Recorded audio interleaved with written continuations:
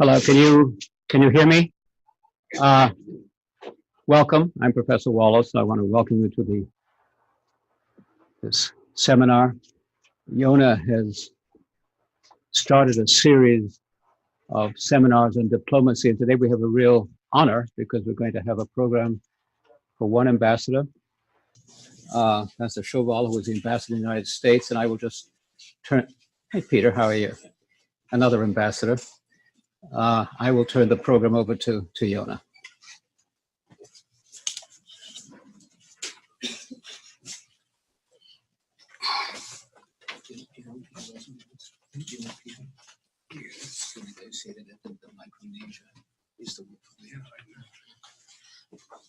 Thank you, Professor Wallace. We keep you busy here. Last week we had a seminar here on the role of diplomacy in world affairs. And 2 weeks before that, we had another seminar with very distinguished American ambassadors to deal with that area and tool. How can we resolve conflict? And today we are very fortunate to have with us a very distinguished diplomat, but if I may put it in simple language, as far as I'm concerned, a true human being, we call it a mensch. And I had a big honor to follow his very impressive contributions to the security and welfare of Israel, some 70 years. But I'm not here to speak about my very modest experience. I'm going to welcome Ambassador Shoval in honor of his new book that we have, as you know, up front here on Jerusalem and Washington, life in politics and diplomacy. Obviously, the title cannot always reflect what the book is all about.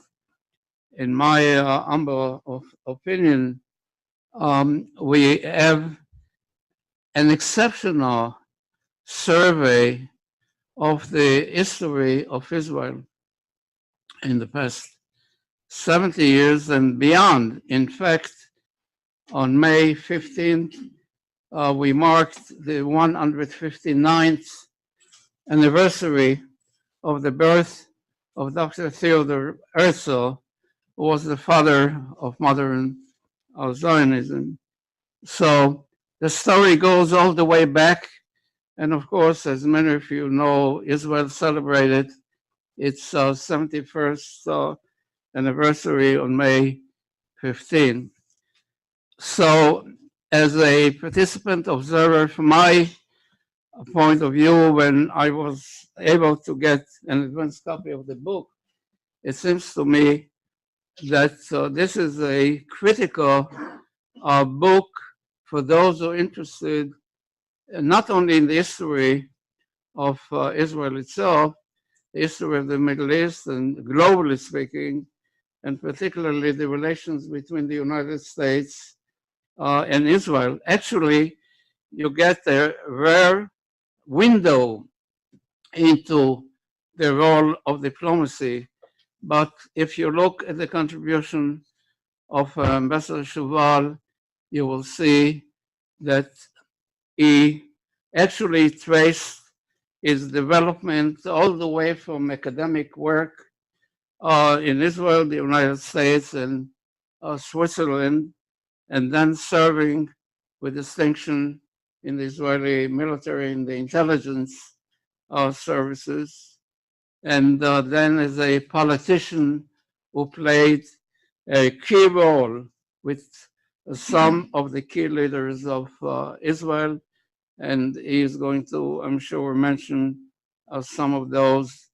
And as a distinguished diplomat, he served, as many of you know, about 8 years in Washington, dealing with the challenges to Israel nationally, regionally, globally, and all that.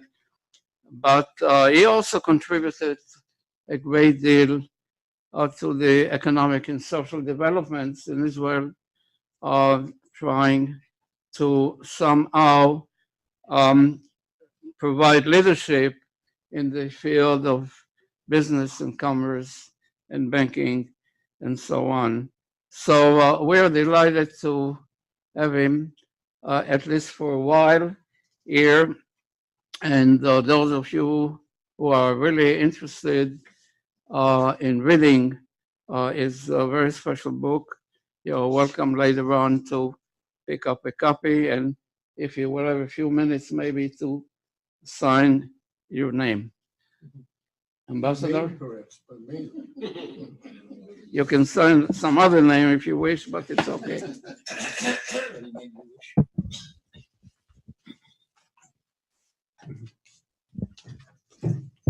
Thank you very much, Yona. We've been friends for a long time, but not as long as with his wife, who was with me in the army. Of course, she was snatched out of kindergarten and so on and so forth, but it's quite a few years back. And thank you very much, Professor Wallace, for chairing this meeting. I'm not an international lawyer, so it's a special honor to be to have been invited to this place. My own experience, limited experience in international law, is that I was a student of Professor Hans Kelsen, a name which international lawyers certainly My father was an remember. Austrian and a student of Kelsen. So. He was one of the pillars of international law in a certain direction, and quite a character. So, you know, I'm not completely stranger here. Okay, so, you know, when there's a new biography, very often people, first thing they do, they look at the index if they're in it. I do it myself too. And so one day I get a package. I'm sure it's an autobiography. I open it eagerly, and it's a sales catalog for Victoria's Secret. I'm not in it, obviously. But why do people write autobiographies? That's an interesting question. Some people, by the way, say an autobiography is a work of fiction, but still, is it vanity? Is it egotism? It's also that. I think it's also reliving one's own life, which is psychologically interesting. But I think I don't really need this, I think, but okay. I think for me, it was more. Having witnessed, not directly, but having lived during the time of the most tragic, but also of the most uplifting, optimistic part of Jewish history. I think this is just the recording. This is amplification, and we can hear you. You can do whatever you decide. The most optimistic part of Jewish history, with the rebirth of Jewish sovereignty in its own land, and also having worked. Okay, go ahead. Now I'm out of politics. I don't mind if you record anything. Okay. And having worked with many of the leaders of Israel's rebirth, practically all the prime ministers, in one function or another, from Ben-Gurion till Bibi Netanyahu, and also with people who were not prime ministers like Moshe Dayan, I thought it was right to tell my story with, I hope, some authenticity, That's for you, of course, to decide.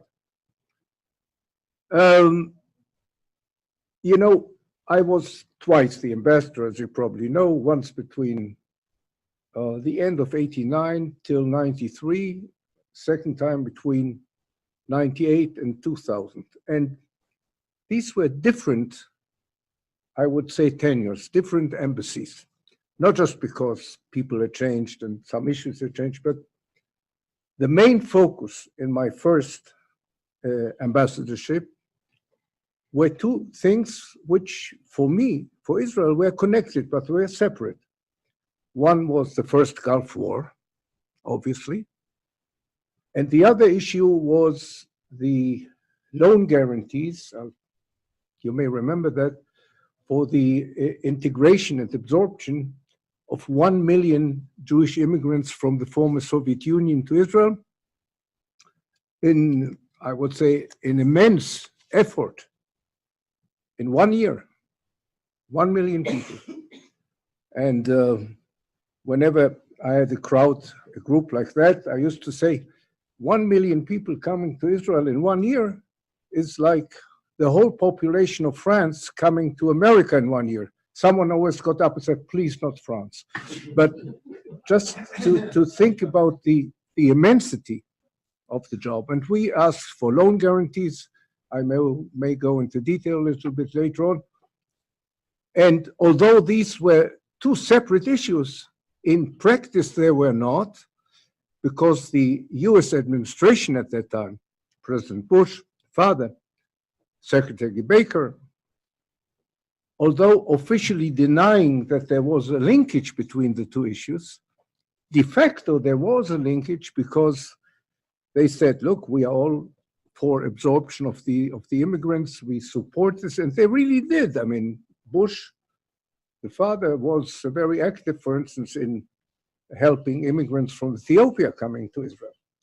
But we would like to link it to Israel stopping any activity across the Green Line. Jerusalem, Green Line, no more building, nothing like that.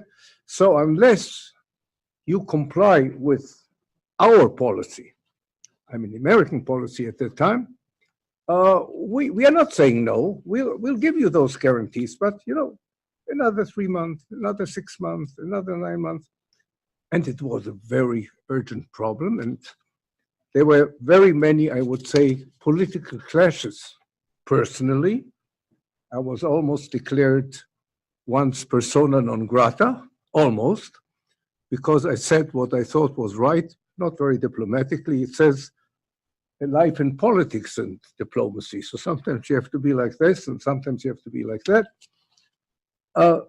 But these were the main issues, I would say, in my first term. Although historically interesting, the Iranian issue began to climb up, I would say. We're talking now about the 1991, 92. It was already beginning to be an issue, and we already had meetings with the CIA and so on and so forth, but it had not yet gained the volume, let's put it like that it had, of course, later. The second ambassadorship was, to me, less interesting because it was really a follow-up to the Oslo agreements and to what happened in my first ambassadorship, the Palestinian-Israeli issue. Not very much was happening. There was a lot of treading water, really. But still, of course, it was like any period as a diplomat, it was interesting. I also had 4 prime ministers. I'm going to talk something about that a little bit later. I started with Shamir, then I had Rabin for a few months, then I had Bibi Netanyahu, and then I had Barak for a few months. So I had the whole list, and I had 2 presidents, Bush the father, Clinton twice actually. I still had him on the tail end of my first embassy, and then again, starting again, here he was. I almost made it till George W., almost. And, you know, people might say, and I say it myself, some things have been static and some things didn't change. And indeed, some things were static and are static, and some things didn't change, may change, who knows. But there have been changes in the Middle East. And in the world, of course. But I'm talking about the Middle East now. I think two significant changes which affect Israeli politics these days, in which I'm no longer active, but as an observer. One change, and I think both these changes are positive from Israel's point of view, maybe even three changes. Number one, Israel's relations with the Sunni Arab neighborhood, the connections have increased and improved unbelievably if you compare it, let's say, to the period of my first ambassadorship here, when Arab ambassadors' wives refused to shake the hand of my wife. So just to think about the difference in the atmosphere in the period. The other development, I think, of world importance is, contrary, if you remember the sayings of the late Professor Brzezinski, who every statement he made about the Middle East said, well, the road leads through Jerusalem. That means that's the problem. That's why the Middle East is not stable, why America is not liked. The world has understood in the meantime that the Israeli-Palestinian conflict is not the only, certainly not even the main cause of instability in the Middle East. Since the Arab Spring, we have had ISIS and we have had all these things. So that's a change. And the third change, which is a more recent one, is that all of a sudden Russia has reappeared in the Middle East. That Putin has really achieved what the Russian czars had failed to do. Russia is today in the Middle East as a very important political and military and so on and so forth power. They have established a permanent presence in the northern part of Syria on the port. And I don't think they're going to move away very quickly. I think they're going to be there.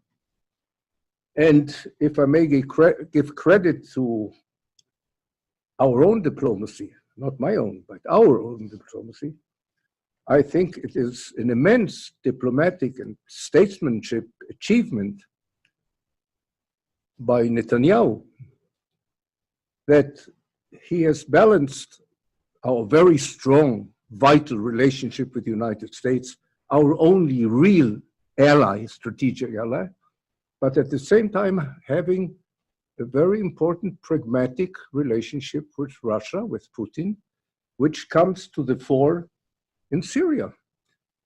Every day or so, yesterday perhaps, you may have read about certain military activities in Syria by Israeli missiles, Air Force, whatever, against the Iranians or the Iranian proxies. Have you heard anything from Moscow condemning us or anything like that? So I think the Russian presence there, the Russian role is a very important factor. Coming back for a second to the new close relationship, or let's put it closer relations. I don't want to go beyond that with the Arab world.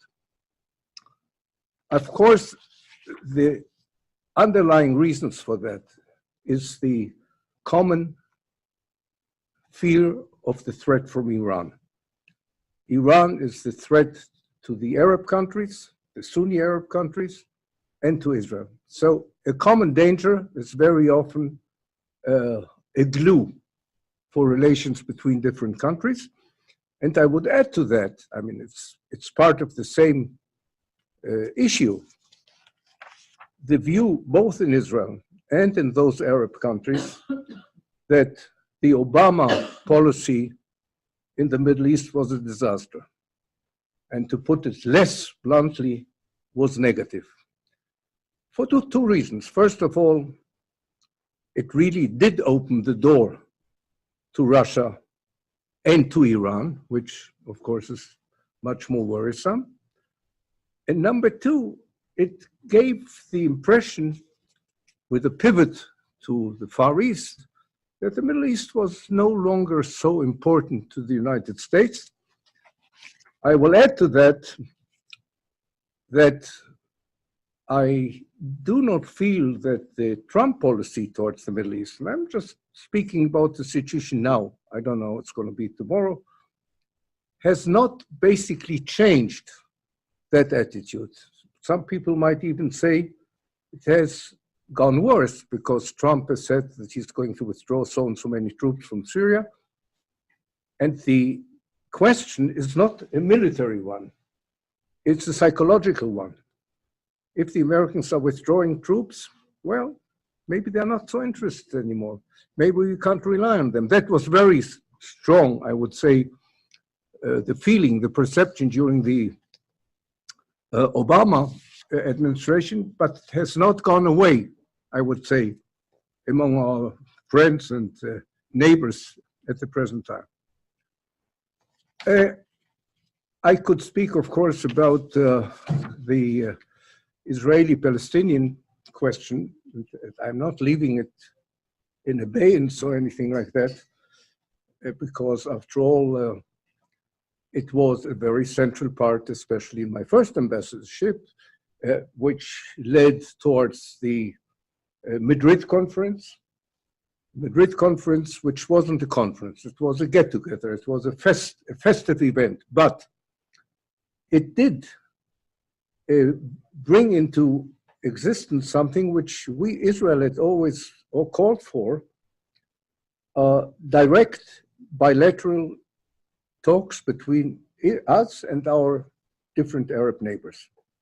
I mean, we've had that experience in Camp David in 1978 with Egypt, successfully.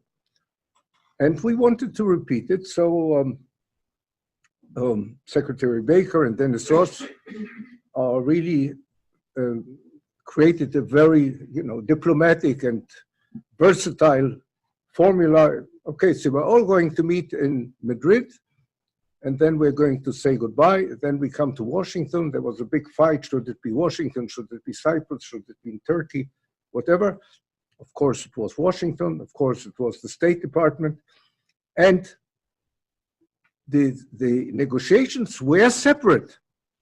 We and the Jordanians and Palestinians at first were a common delegation. We and the Syrians, we and the Lebanese.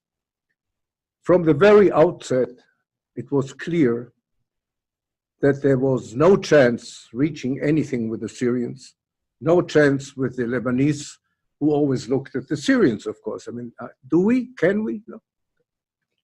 And with the Palestinians, whose attitude from day one was completely negative. They didn't want to engage us on anything. Whenever there was something we brought up, some practical plan, whatever, they would immediately say, so what about the refugees? So what about Jerusalem? And you couldn't continue. And by the way, in my second ambassadorship at the Y River Conference, which President Clinton presided, we were sitting along a very long table at the opening of the conference, dinner or something, with all the delegations, Clinton there, and Secretary of State, and Netanyahu, of course, and Arafat, and whatever, probably about 30, 40 people. And Arafat sits the whole session like that, doesn't raise his head. Clinton looks at him and says, okay, let's discuss some concrete problems. Why don't we discuss the economy? And he calls on a member of the Israeli delegation who was an economist and working for the government on economic things. And he said, can you tell us something? So he starts off and says, well, there's a problem. Many, many Israeli motor cars are being stolen by people in Gaza. Arafat hears this, jumps up from his chair and shouts, the refugees, the refugees. And then he goes back. And Clinton looks at me and says, it's the way it goes. That's the way it is. You better be prepared for that. I don't want to, to expand. We can do this if there are questions and answers, but on the Palestinian issue, I mean, it's now in the news again. It will be in the news again next month. But I will put this in a very simplistic fashion. Ever since there have been attempts of settlement, and there were attempts of settlement from day one of the Balfour Declaration. There were proposals in that respect. Chaim Weizmann even met King Faisal, who was going to be King Faisal, to try to work out something for the common good, for the common weal. But since then, every attempt there were, whether it was by Great Britain in 1937, whether it was at the United Nations in 1947, whether it was all sorts of American or UN or European plans after that, whether it was Israeli peace initiatives from the Israeli peace camp, okay, not the right wing, the left wing, the Geneva initiative, things like that. The Palestinian response was always the same. We are not going to engage you in meaningful negotiations based on mutual compromise, on the recognition of the Jewish people's right to a state of their own. No, first we want to have an agreement agreeing on a Palestinian state, and then we'll see. And they always rejected. There's an interesting description how in 1947, there was the UN commission, there was the British commission. The Palestinians were forbidden by their then leader, the Mufti of Jerusalem. They were forbidden even to meet them, to talk to them. And they never did. Now, the Israeli attitude, the Zionist attitude, was always, we are willing to compromise. So Ben-Gurion, who was a genius as a leader and as a strategist, said, look, we won't dispute you. You want to give us only 1/3 of what we thought was our country? We'll accept it. We want to establish our state first. Then we'll see how we develop it.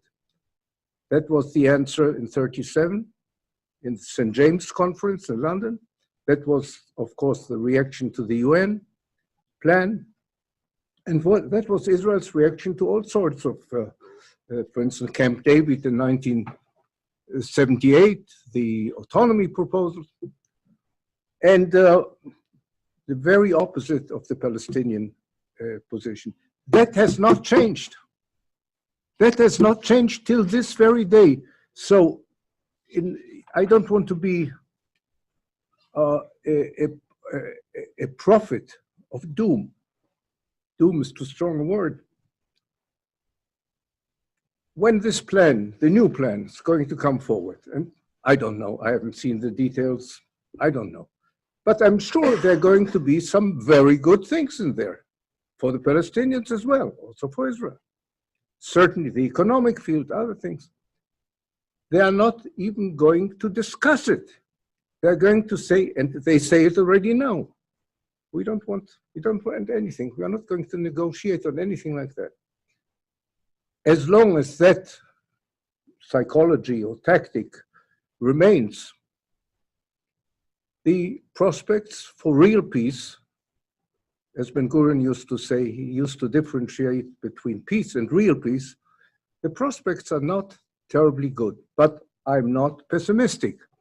Perhaps as a result of this plan or other plans, there will eventually be created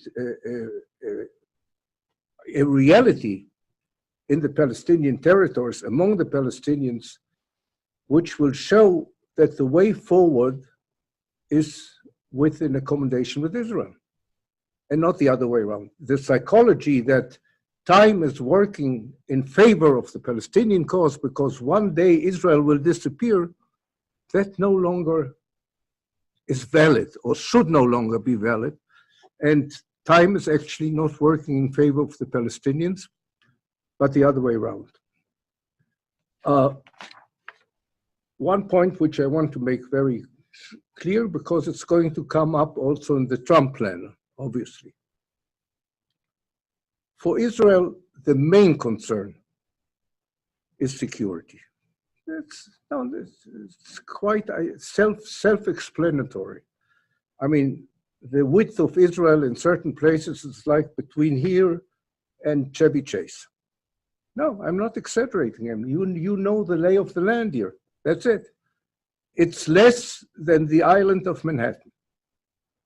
So, obviously, we will have to, under any settlement, under any formula, and that was the stance of the Labour government, that was the stance of the Likud government, that was the stance of national unity governments, security control will have to remain in the hands of the State of Israel, including the borders on the Jordan Valley, which, by the way, is also in the interest of Jordan, although they won't admit it publicly.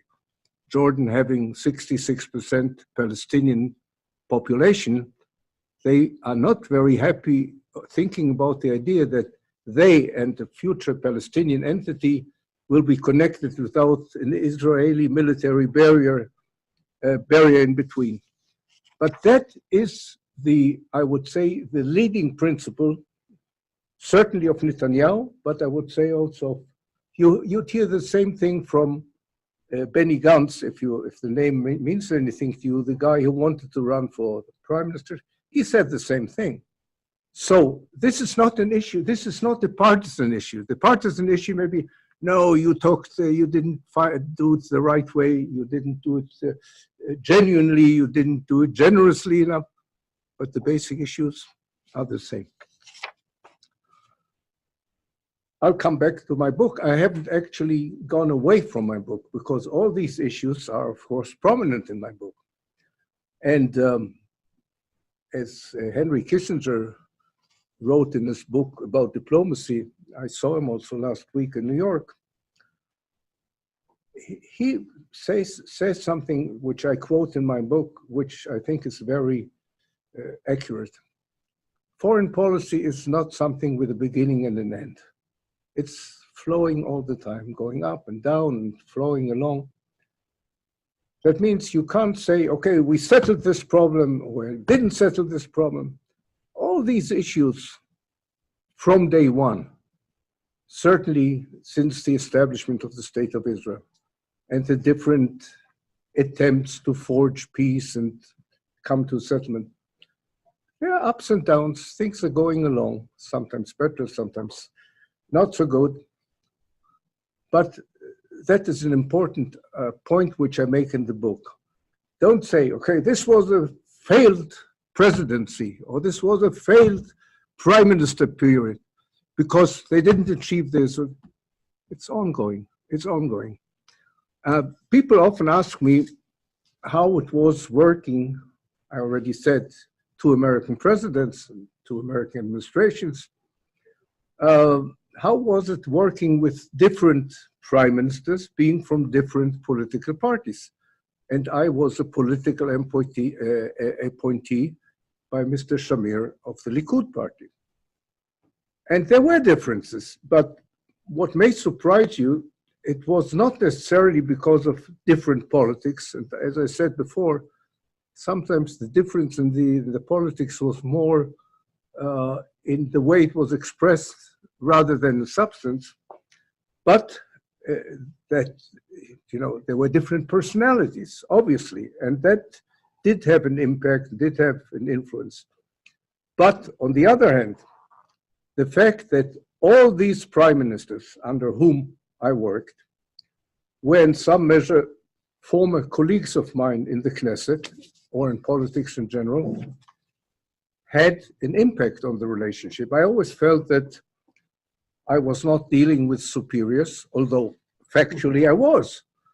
But I thought, these were colleagues of mine. And I must say they had the same attitude. So that helped, even if they came from the Labour Party. And fact is that both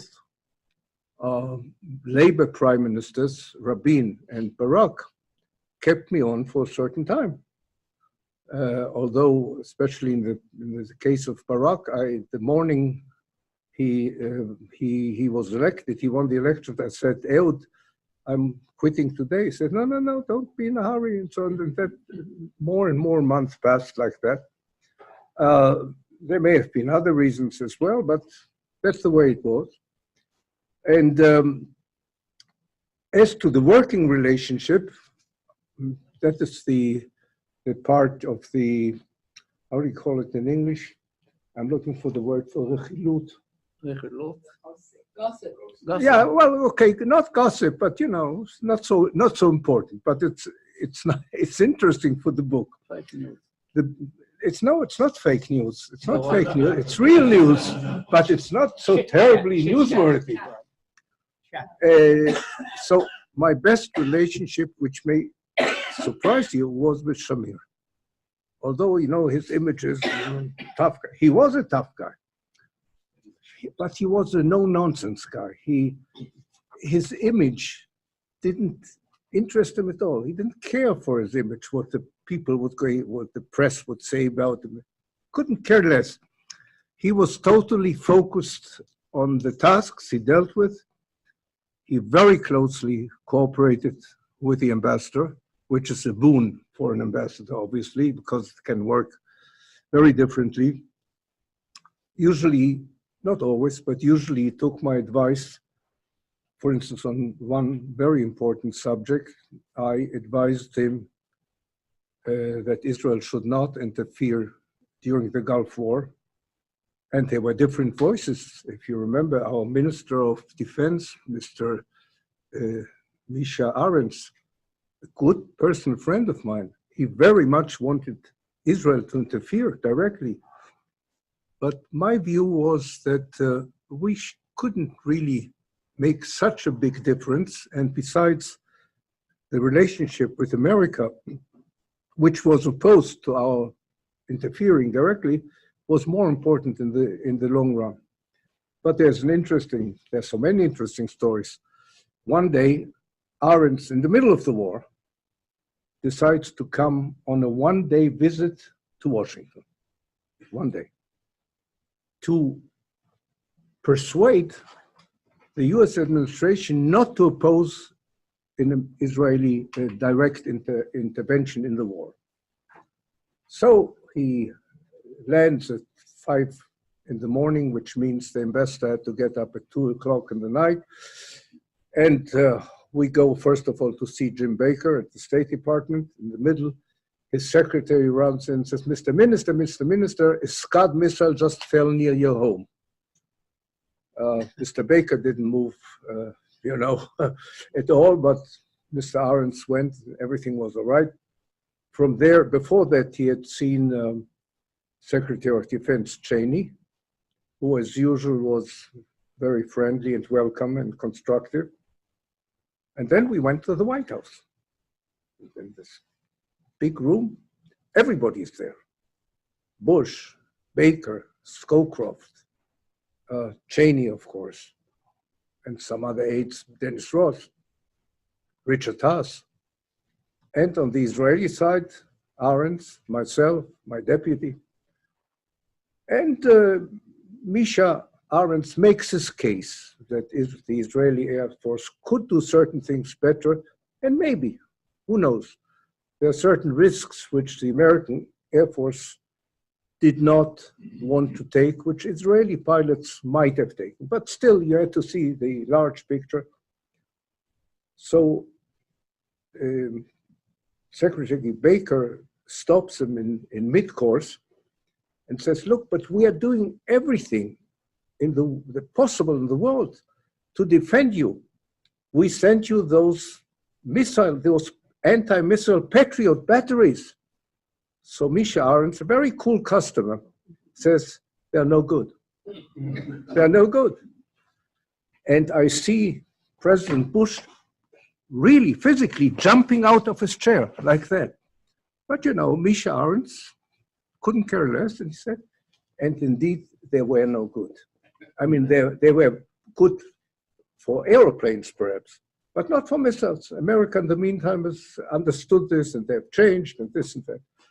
So that was one interesting incident, which, among other things, showed or exemplified some of the tensions which we had with the Bush-Baker administration, although I would say now, before I'm misconstrued, at the end of the day, it was not such a bad period. In spite of the differences of opinion, I would say that the really important issues at the end of the day went forward, even under a not terribly friendly administration, which I cannot say about the Obama administration, where certain things got stuck and certain things were viewed in a different way than even in the Bush-Baker administration. By the way, about Israelis sometimes being outspoken, or maybe too much so, when Rabin became prime minister, when he defeated Shamir, came over to New York, CBS, Larry Tisch made a big event at the studio, and everybody was there, everybody who was anybody. And at the end of the meal or whatever, they put questions to Rabin. And I remember Larry Tisch saying to Rabin, "You're not only the prime minister, you're also a famous general. So what is your judgment about the American victory in the Gulf War, first Gulf War?" So Rabin looks at him and says, "You didn't win." Everybody dropped from his chair, because Rabin thought that by leaving them the army and so on, and maybe he was wrong, maybe Bush was right, but he said, "Well, you didn't win." That was Rabin, who could also say all sorts of different things. I mentioned Shamir. After Shamir, I had Rabin. Every time I was appointed as an ambassador by a Likud prime minister, the Likud lost in the next elections. So I don't know if I was the cause, but anyway, that's the way it happened. And Rabin, you know, personally a very decent man, but contrary, I would say, to his public image, not a very strong personality, sometimes even insecure. On the other hand, he was immensely popular in America, especially here in Washington. And that helped me as an ambassador to have a prime minister who's not controversial, but is very popular. The next one, indeed, was Bibi Netanyahu, who, never having served in an elected position before, was still finding his bearings as prime minister. He knew the United States very well, an advantage, sometimes not. He was not very well served by, I would say, an erratic coalition, which finally brought him down, like Shamir had an erratic coalition, which finally brought him down. But he was, I think, the most intelligent, the most intellectual, perhaps also the most statesman-like prime minister I had at the time, although at that time his statesmanship was not yet evident as it was later. I had a good personal relationship, which sometimes was an advantage, sometimes not. He had his own advisors and contacts and so on and so forth. The last one was Ehud Barak, very confident in himself, actually overconfident in his own ability to get everything, including the Clinton administration or his own cabinet, to bend to his wishes. Ultimately, he paid a dear price for that politically, because his self-image was not realistic. And he made mistakes, but we had a very good relationship, especially after he divulged to me that although a member of the Labour Party hadn't voted for Labour, but had voted for a party which I created a few years before with Moshe Dayan at the head. And also he was a bit angry because he had not been informed about the Oslo Agreement. I mean, about the negotiations. So, you know, we had I would say we had a relationship. I want to conclude and say something perhaps on a personal level. When I first came as a student to this country, Harry Truman was in the White House, so you can count my age. When I left, George W. was on his way to the White House. Actually, I went down to Austin, Texas. He wanted to be informed and briefed and whatever before the elections, but when he announced his candidacy. So, rightly or wrongly, I consider myself as an insider-outsider. And all my life, I've been involved with this country, with the political establishment, with the diplomatic establishment, certainly with the Jewish community, which I think gives me a certain perspective. I'm very concerned with the schism in America today in politics and public opinion and everything. It wasn't always such an ideal situation as some people try to make out how it was in the good old days. But I think today this has reached certain limits which should not have been crossed. Because although Tip O'Neill said that all politics is local, what is local in America has an immediate impact on the world, for better or for worse. And this is not, I don't say this in criticism of any specific politician or leader or anything like that. Of course, as a Jew and as an Israeli, and I start saying as a Jew and an Israeli, I'm concerned with the rise of anti-Semitism in this country, all over the world. Some reasons are the same.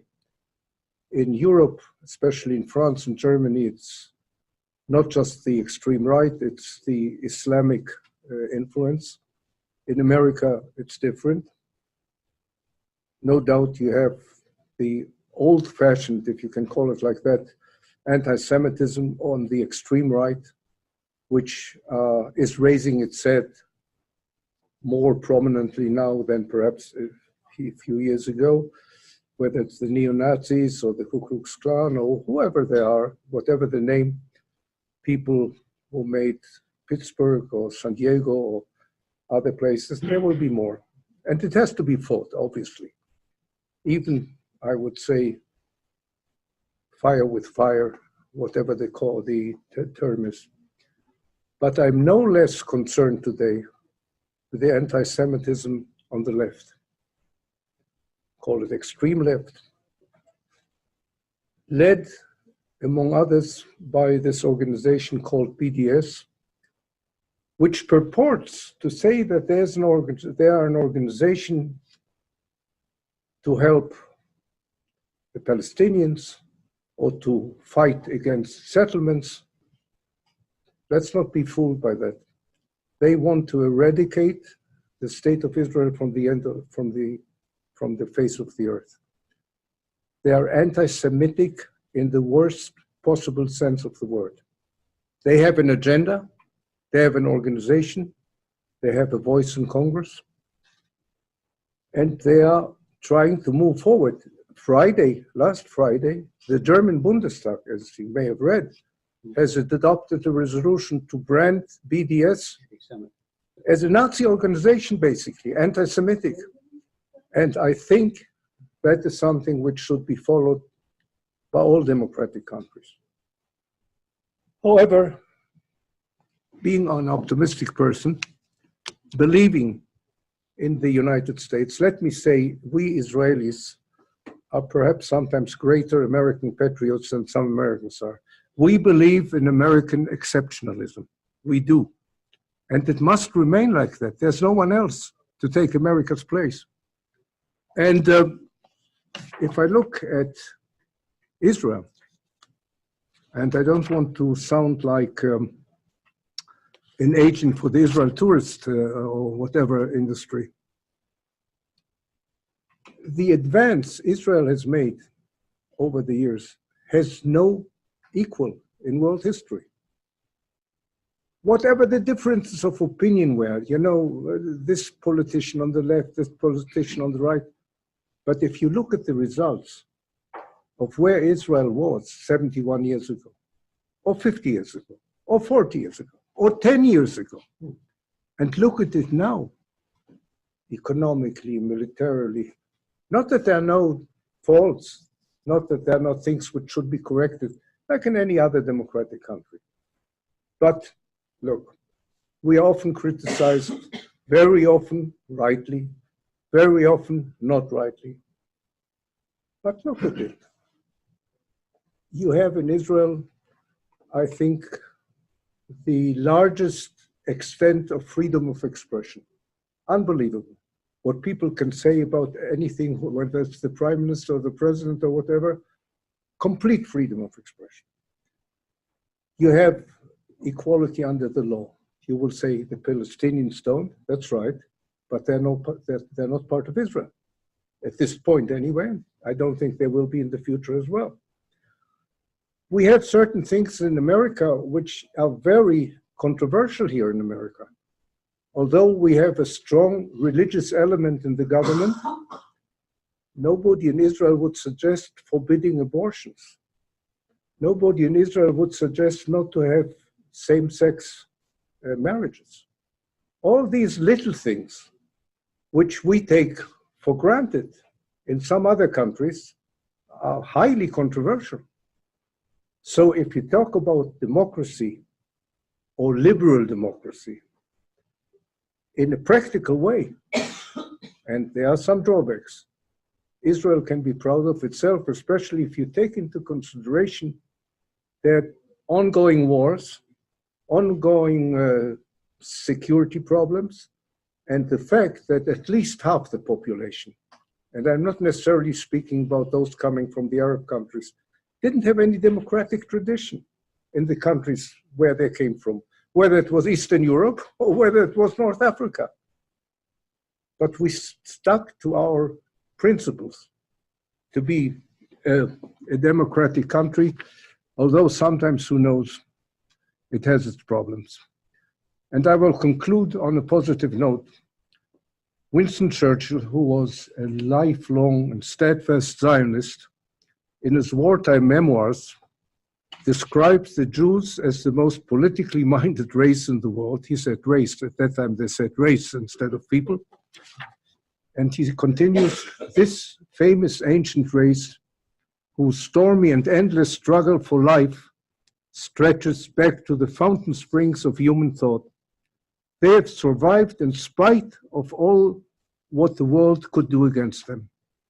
I think that sums it up, both for the Jewish people and for their country, the State of Israel. Thank you very much.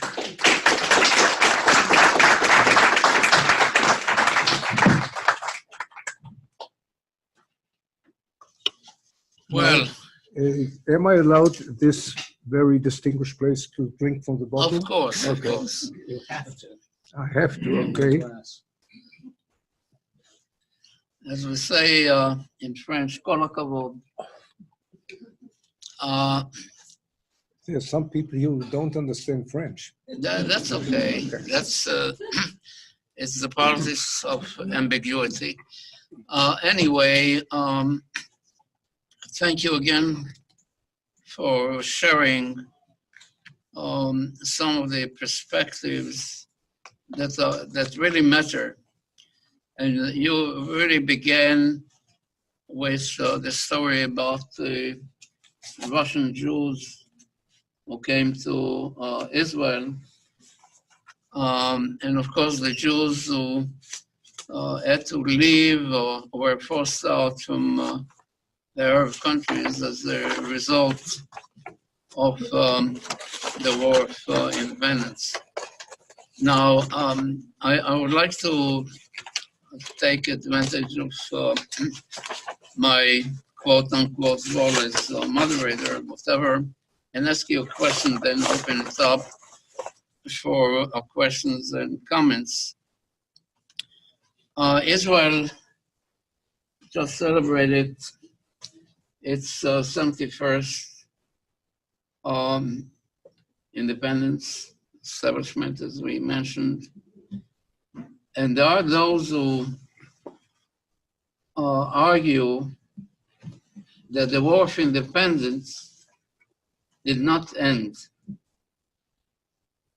As an optimist, do you believe, and you refer to some of the developments in the Middle East, but do you believe that Israel would have to continue to fight its war of independence for the next 70 years or century?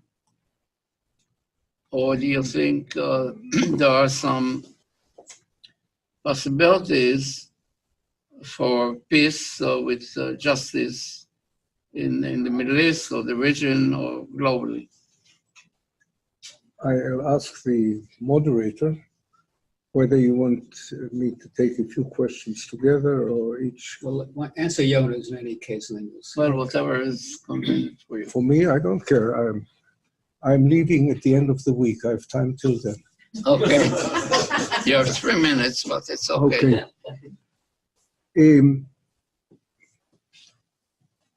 I wouldn't put it like that. The war for independence has not ended. I will say that Ben-Gurion, towards the end of his prime ministership, so to say, we're talking now about the early 60s, said there are still severe risks for Israel's existence. And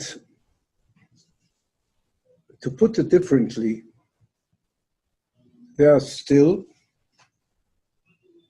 worrying forces who deny Israel's right to exist. I mean, the Belgians don't deny the right of existence of the Dutch. They may have conflicts.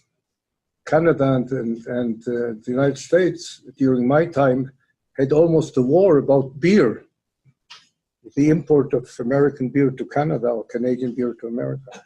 But nobody questions the right to exist. In our neighborhood, you have a country and a regime called Iran, which openly says we are going to destroy the state of Israel. And we are going to manufacture an atomic bomb in order to accomplish that. And with the nuclear agreement, which the Trump administration has now withdrawn from, they would have had every possibility at the end of 10 years, or perhaps earlier, to achieve what they wanted. I mean, not destroying Israel, but having the means to destroy Israel. And I think after the Second World War, or what became before the Second World War, people should take seriously when you have an ideological regime like the Nazi regime or like the Ayatollah regime in Iran. When they say we have a certain aim, it should be taken seriously. So, is there a risk? Yes, there is a risk. In the Arab world, I think there is greater acceptance. You hear more and more voices. Doesn't necessarily mean that they are enamored with us, but they understand that Israel is there to stay, that actually this could be helpful to some of them in different walks of life. And I think from that point of view, the chances are better than they were 10, 20, or 30 years ago. With regards to the Palestinian issue is not an existential threat to Israel. But we should hope to find some sort of formula, even if less than ideal, to to bring it into a proportion or a dimension which is not existentially dangerous with regards to the future. And whether this plan or that plan can accomplish that, we'll have to wait and see. In the meantime, like every Israeli leader from Ben-Gurion till Netanyahu said, and Barak, everybody, Rabin, our future, whether we like it or not, depends on our ability to defend ourselves. That is the language which the world, and especially the Middle East, understand best. And I think that's more or less what we can do. Okay, great. Okay, we're going to open it up for questions. Get the mic, identify yourself, and short question or comment. Yes, Milton Holding. Thank you, Mr. Ambassador. Can you repeat your name? Milton Holding. Yeah, I think I met you before. Yes. I'm sure I did. Question. What about Ben-Gurion's decision to go nuclear? Two? Ben-Gurion's decision to go nuclear. Has that benefited Israel? First of all, we have never openly admitted that we have it. But let's put it like this. If there were this situation, I would say it would have been, I'm saying this all in a conditional way, the most forceful element in the security of Israel and in the inability of others to attack us. And if indeed we have that, I think it was a wise decision, not an easy one. We had to have our arguments with the Kennedy administration. We had to do all sorts of things.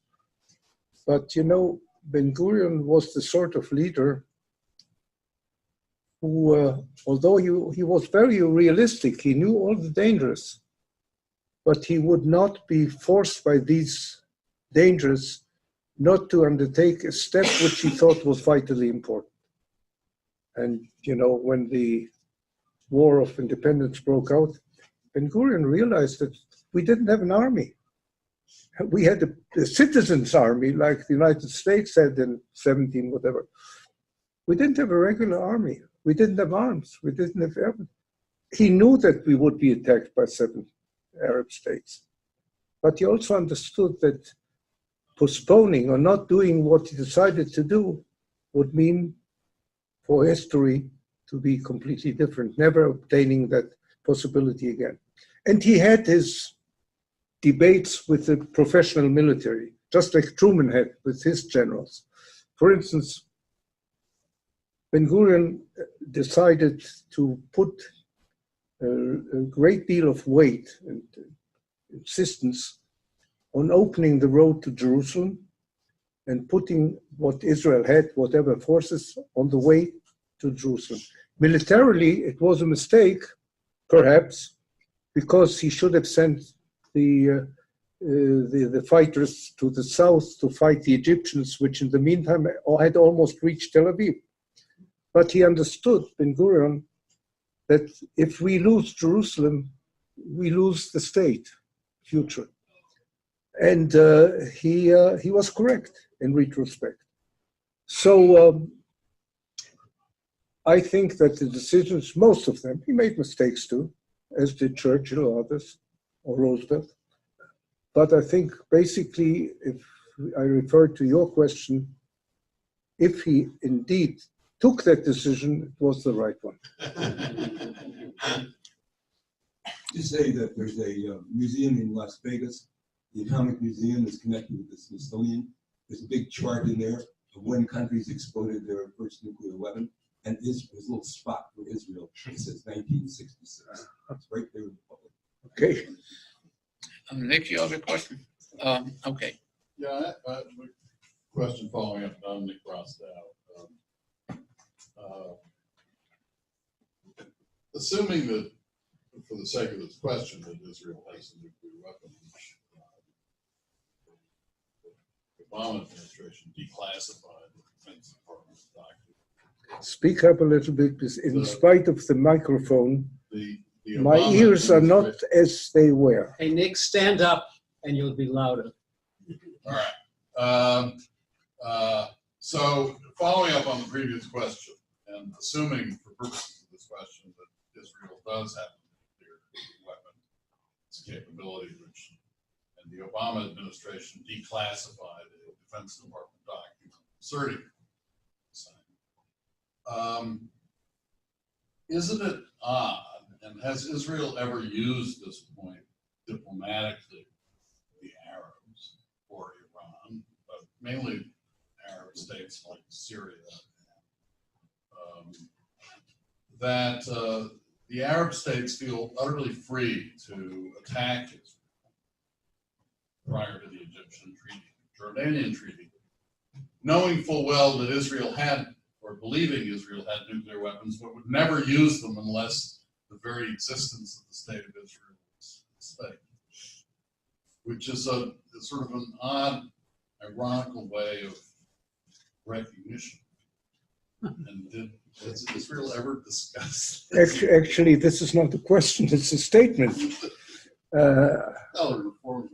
I just want to say that, you know, when we had sometimes severe debates with members in the administration, I'm talking about the Bush-Baker period, there was always someone I could go to and get a little bit, you know, pacified.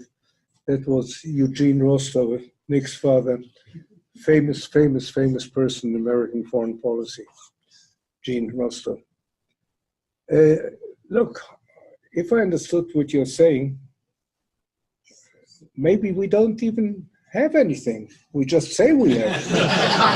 So, I like it. yeah. Okay. Nick, Yonah, can I ask a minor question? Sure. You know, it's interesting. I say minor because it's going to be about the Palestinians. Once upon a time, we thought the Palestinians were everything. But, you know, given what you said, that Israel and the Sunni Arabs have come much more closely together, wouldn't it be useful to take advantage of that and try to really work things out with the Arabs? I know the Palestinians have always said no, they said no. But it seems to me that all the Sunnis gang up on them. Wouldn't this be the time to get rid of that particular problem? Iran's going to be here for a very long time. It was here thousands of years ago, it'll be here thousands. But I see the other sort of a relatively minor issue. Wouldn't this be the time to put a bit of energy and to really get that settled? And by the way, you mentioned before that the Palestinians are not second-rate citizens because, of course, they're not Israelis. But the Arabs within Israel are Israeli citizens. So it's always a sore. Couldn't you apply your energy, for example, to that? I'm happy about all three questions in one package. Those are questions, unlike Nick, you see. Okay.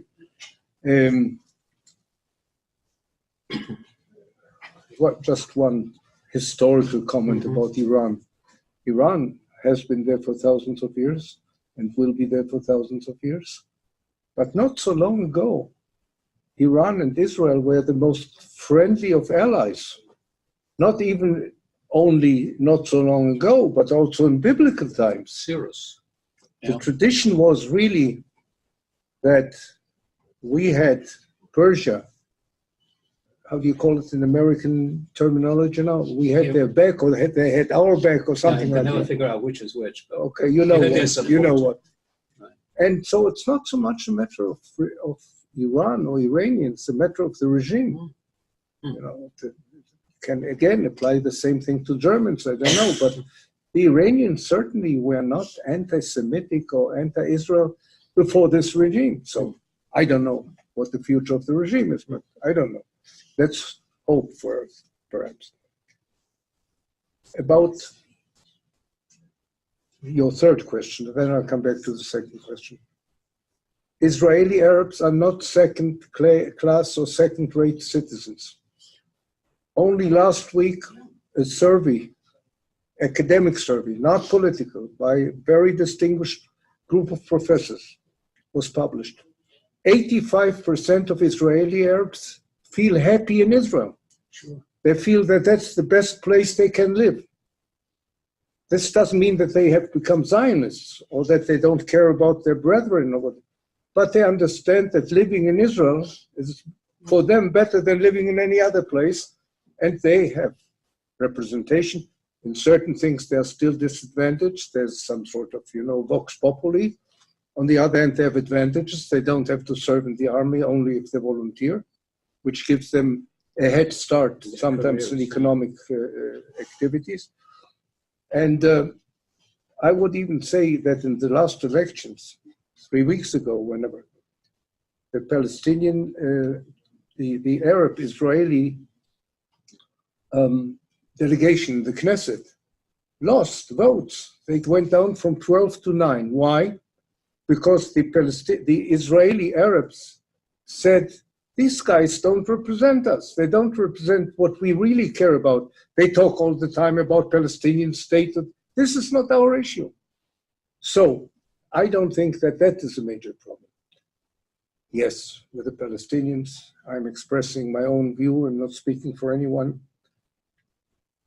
We should, even in the absence of real peace, which I don't see in the immediate future, because as Moshe Dayan said at the time, no agreement that Israel can live with a Palestinian leader will sign, and no agreement that the Palestinians can live with an Israeli leader will sign. But let's create a de facto modus vivendi, where they will govern themselves in those spheres which we don't care about. We care about security. And unless we are imperialists, if we have some imperialists, we don't want to rule over them. We want them to govern themselves, but not endanger us. But we haven't found a partner to discuss even that. So will there be a breakthrough now?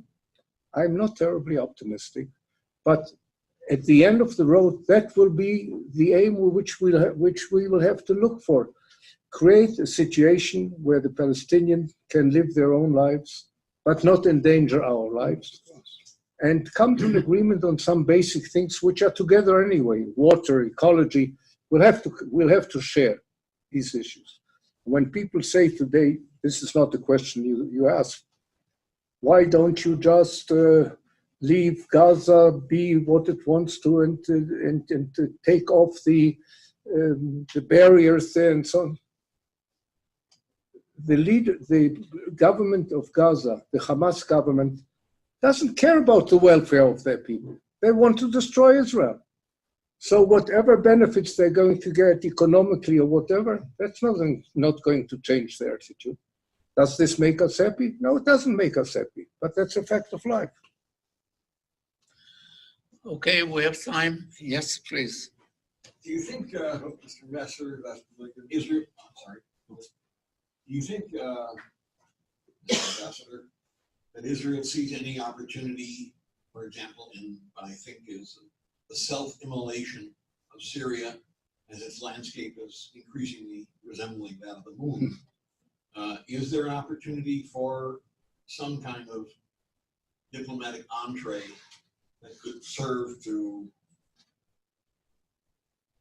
the opening of a closed lock in the Middle East? I think, obviously, my prejudice is that there is an opening and an opportunity there to substitute some order for much chaos.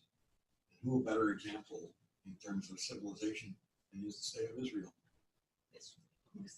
There is no Syria today. There is a Syrian president heading a minority regime in Syria, which is dominated by two powers, Iran and Russia, who happily, although this is less known, are also competing with each other. I mean, Iran and Russia, Russia and Iran. To think that there can be an opening through such equation, I don't see Syria as a gate towards Middle East comprehension or anything like that. I don't know what the future of Syria is anyway. And even before the Syrian wars, the civil wars and everything, Syria was not a country which was exceptionally friendly towards Israel.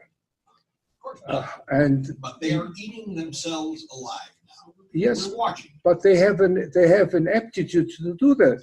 I'm sorry to tell you. You know, this is my last comment, really. When we started negotiating after the Madrid conference, it was very clear that the Jordanians had only one aim in mind: to achieve peace with Israel. They said it from the very first moment. The head of the delegation, who was the foreign minister, later became prime minister, Dr. Majali, he said, we are here to reach a peace agreement with Israel.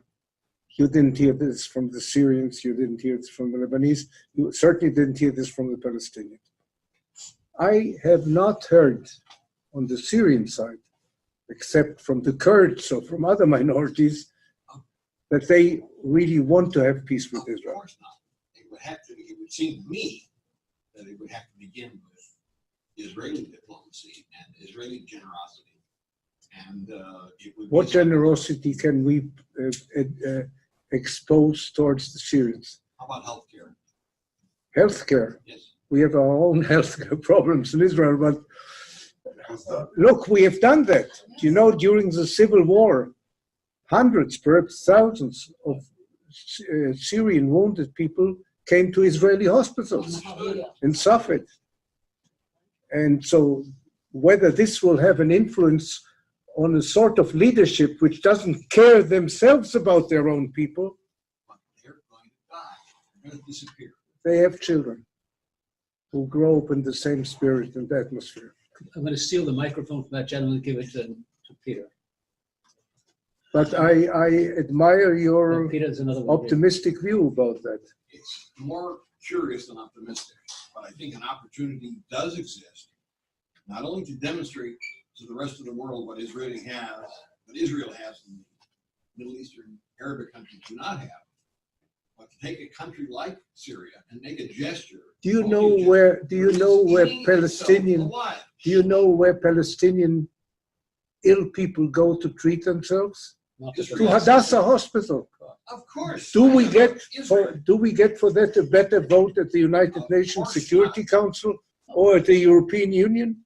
No. It wouldn't be quid pro quo. It would be quid pro quid. Anyway. I think a few medical quids. I'm going to exercise my prerogative as Dr. Morovitz is a wonderful doctor and his heart is in the right place, no doubt. Peter, Peter Rosenblatt. Zalman, is the mic on? It's on. is it? It's symbolic if you keep it like this all the time. I see. Put on your politician hat for a moment. You mentioned Misha Aretz. During the last years of his life, he spoke often and wrote about the need to reform the electoral system in Israel. Given the predominance of small parties in the Knesset, how do you rate the possibility of that happening? I entered politics personally because of that issue, because it was Ben-Gurion, way before Misha Aretz, who realized very early on, after the creation of the state, that the electoral system was a disaster.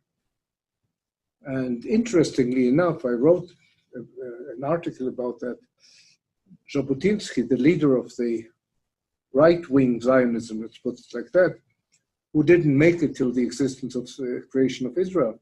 But even in his article said, we must have a certain, how should I call it, system of elections in the future Jewish state, because otherwise every little party will bring down the prime minister. He foresaw that, and so did Ben-Gurion. Ben-Gurion was not successful because the sitting politicians love the present system. They are on a list. They don't have to compete personally. And he failed, and we failed together with him. Misha wanted to change it. Begin did not want to change it, by the way. And I just last week wrote an article. Okay, once there's a government in Israel, another few days hopefully, we must look at governance, because the present situation is very dangerous. The executive doesn't have enough power. The head of the executive doesn't have enough power. There's, I would say, unclear borders between the executive branch, the parliamentary branch, and the judicial branch. And they interfere with each other, which is not a good situation either. And we don't have a constitution. So these things should be looked at. Whether in the present political atmosphere in Israel, this will be conducive, I have my doubts. Unfortunately, I have to state that. But only if there will be a consensus, which doesn't appear on the horizon right now, that we have to change the system in order to make government more effective, and not every prime minister to be possible a victim of blackmail by 2 or 3 members. Unless that happens, it's going to continue like that, more of the same. Okay, Yona. Well, I guess time is up. The academic session, we would like to express our... Well, you know, Yona is such a professor. He wants his meetings to go on and on and on. But, you know, there's always a time for everything. Well, speaking on behalf of all of us, I think we've learned a great deal from you. And I think it's been altogether a very elevating program. You notice that Nick has remained quiet. So I want to thank you once again, and go out and buy early and often, okay? I didn't say this myself. No, and you'll be outside signing some books for them? Yes, actually, I can sit. Can I sit here, or is there a table? Yeah, you can sit here. Yeah, we can do that. Why don't you, if you buy a book, bring it in here, and then the ambassador will sign it. Okay, and Thank thank you very much for Thank you. hosting me. Thank you.